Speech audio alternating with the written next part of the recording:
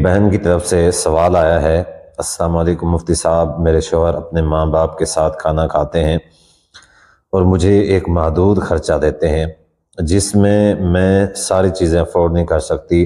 اور وہ سب چیزیں بھی کھاتے ہیں جو میرا دل کرتا ہے لیکن میں نہیں کھا سکتی، جبکہ ان کی آمدنی بھی اچھی ہے لیکن مجھے نہیں دیتے اور بدتمیزی بھی کرتے ہیں، تو اس میں کیا حکم ہے ان کے لیے اور میرے لیے بھی؟ جزاک اللہ۔ اچھا دیکھیں، یہ ایک انتہائی اہم سوال ہے، اس کو سمجھنے کی کوشش کریں کہ اس صورت میں شوہر کے لیے کیا حکم ہے، اس صورت میں بیوی کے لیے کیا حکم ہے۔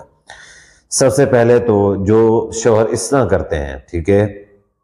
کہ بیوی کو خرچہ پورا نہیں دیتے، ٹھیک ہے، تو شوہر کے لیے بیوی کے اوپر کیا حق ہے، یعنی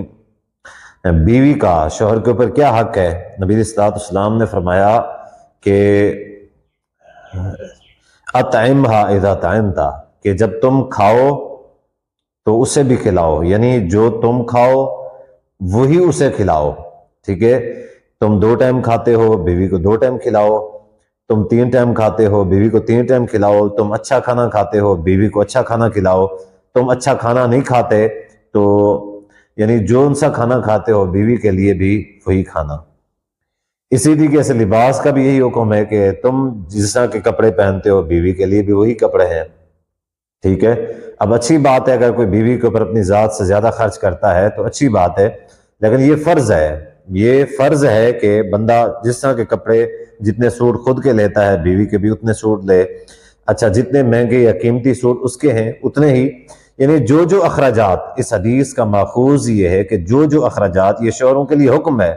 کہ جو اخراجات وہ اپنی ذات کے لیے کرتے ہیں، جتنے کرتے ہیں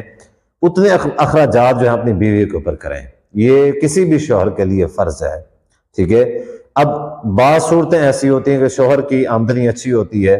اس کے باوجود وہ کنجوس ہوتا ہے، اب کنجوس اپنے لیے بھی کنجوس ہوتا ہے، ٹھیک ہے، وہ اپنے لیے بھی کنجوس ہوتا ہے،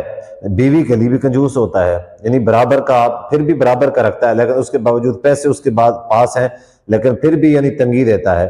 تو شریعت میں اس چیز کی ممانعت ہے۔ جبکہ اس صورت میں جب شوہر کے اخراجات یعنی آمدن اچھی ہو، کاروبار ہے، جو بھی ہے، لیکن اس کے باوجود کیا ہے کہ وہ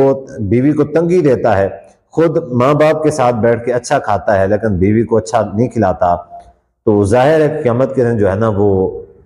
آئے گا تو اس کا حساب دے گا، کیونکہ بیوی کے حقوق میں سے ہے کہ اس کے ساتھ برابری کی جائے، ٹھیک ہے۔ اس صورت میں شوہر کے لیے یہی حکم ہے کہ جو خود کھائے بیوی کو بھی وہی کھلائے، اور جو خود پہنے بیوی کو بھی وہی پہنائے، جو جتنے اخراجات خود کے لیے کرتا ہے وہی اخراجات اپنی بیوی کے اوپر بھی کرے۔ اچھا یہ چیز مناسب نہیں ہے، شرعاً ناجائز اور حرام ہے کہ شوہر خود اپنے گھر والوں کے اوپر خرچ کرے، سب کے اوپر خرچ کرے لیکن بیوی کے ساتھ نا انصافی کرے۔ اب اس صورت میں شوہر کے لیے یہی حکم ہے کہ انصاف کرے، جبکہ دوسری طرف بیوی کے لیے کیا حکم ہے؟ ظاہر ہے اگر اس کا شوہر